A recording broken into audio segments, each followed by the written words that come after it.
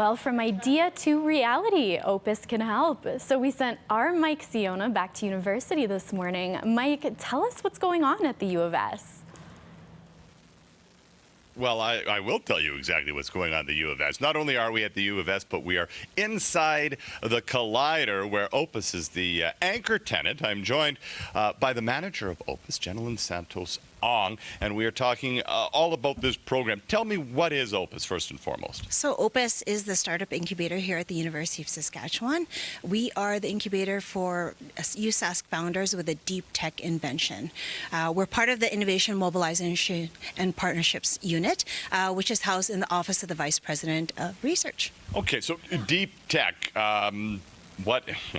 Well, talk to me about this. It sounds nefarious almost, but I'm guessing it's not. So unlike traditional digital startups like SaaS software, deep tech requires a lot more time, a lot more money, a lot more research. So really what we're looking at is our innovations that require, that are research backed, that are IP intensive and usually solve global problems. So think clean tech, think ag tech, think manufacturing processes, advanced materials, a lot of engineering backed innovations. Okay, cool. So how long has Opus been running? How many, I guess, graduates, do you call them graduates, successful businesses, people that have left the nest? Yeah, definitely.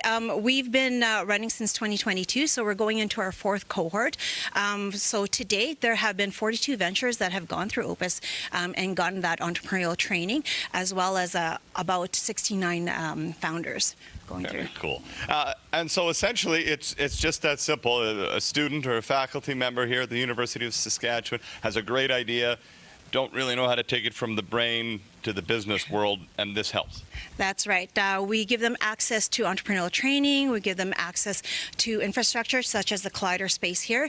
And most importantly, I would say, is we give them access to a ton of experts in the field to help them build their venture as they're here at the university. Very cool. And wouldn't you know it, we're out of time, but we will be talking to some of those young entrepreneurial minds and the mentorship side as well as the morning continues. Thanks, Mike. We'll check back in with you later this hour.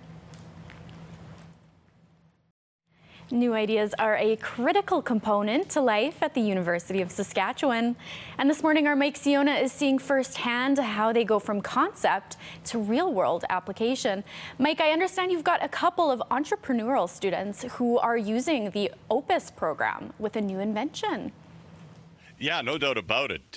In fact, one of them is here with me right now, Ethan Doan. And what have you done here? I mean, talk to me about this PathoScan technology. Yeah, so how this thing works is we basically have portabilized the ability for farmers to go and test their crops. So right now, if you're a farmer, you have to send samples to the lab, and the problem with that is by the time you get those samples back, it could be too late for your crop.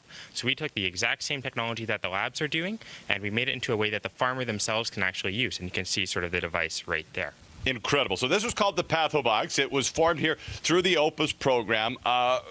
Brilliant concept. This is what, the third iteration of this? Yeah, this is the third version. Every year we try and make it better so that it can work better with the farmers. And it really is as simple as what? Just dropping in a sample and bang, within a half hour you have results? Yeah, so all you do is you basically crush up your plant. You put a little piece of paper into that crushed up plant, put that paper into some water just to wash away any of the plant material that's still on it, and then put that into a pink little tube, throw it in the box, press the button. Half hour later, if that tube is yellow, your plant is positive for whatever bacteria or fungi you're looking for. So that could be Fusarium, could be Sclerotinia, could be Aphanomyces, could be basically anything that you want to test for.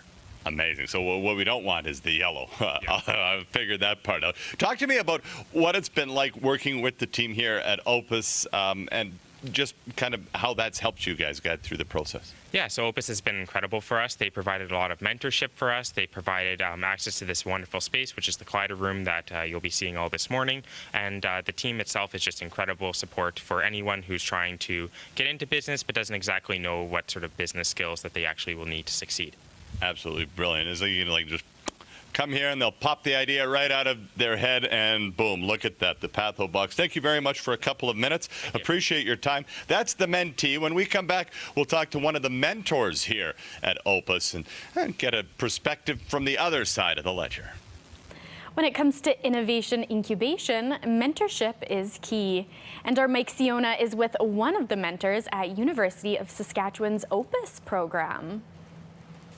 Well, we're joined by David Yee, who is one of the mentors here at the Opus program, and we're inside the Collider, a very cool incubator, co-working space here at the University of Saskatchewan. Talk to me, David, if you would, about your role as a mentor and what you aim to do. Yeah, I brought into the program here by Opus in order to support a lot of the founders who are coming into this particular program. The mission that I take typically is that I meet the founders exactly where they're at. So that's depending on what they need at that particular time. It could be technical support, it could be business support, sometimes it's professional support, and often I'm just a sounding board just to help support them on whatever they want to discuss. Yeah, no doubt. Sometimes you just have to say something out loud and have it kind of bounced back at you in a different way to tweak the way you're thinking about something. Not a what's in it for me kind of thing, but what do you derive from it then, from the mentorship side? Yeah, a lot of it is just some personal satisfaction in terms of my career. I want to be able to support a lot of these young people who are going and developing new technologies and innovation for our province, and mostly for the future of our economy. Now, how important is that, aside from the obvious terms that, we want to continue to see the economy grow, but how important is it to foster that and develop it from our own grassroots? Well, with these technologies, and a lot of people who are inside of this particular program, it takes a lot of time to develop. This is not easy work to do, and it takes a long sort of development time. So they need people who are in mentorship in there. And part of, for me, for personal satisfaction, is to be able to make an impact in terms of the future economy and helping support young people become an integral part of it. No doubt about it. In many ways, they say it takes a village to raise a child. I would think in terms of economic development and deep technology and all of the work that's being done here, it takes a village as well. Absolutely. And it's really important for all of us to become a villager in Saskatchewan. There you go. All right. The Opus program right here inside the Collider at the University of Saskatchewan has been a fantastic morning. I hope you learned at least as much as I did.